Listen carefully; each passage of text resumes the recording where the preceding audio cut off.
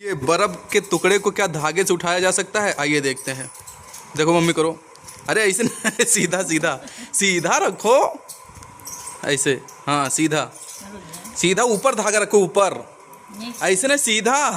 हाँ इससे ऊपर। अरे इससे सीधे ऊपर। अरे ऊपर। हाँ अब ऊपर उठाओ।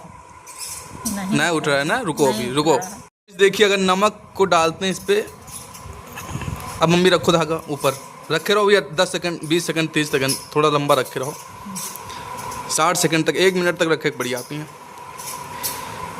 रखे रहो अभी अभी रखे रहो आप। अरे अभी रखे रहो भाई, जब हम कहीं तब उठाओ आप। देखो देखो उठाओ। ये रही ये देखो। हाँ उठ गया भाई, उठ गया उठ गया उठ गया मम्मी देखो। उठ गए यस आवाज गए।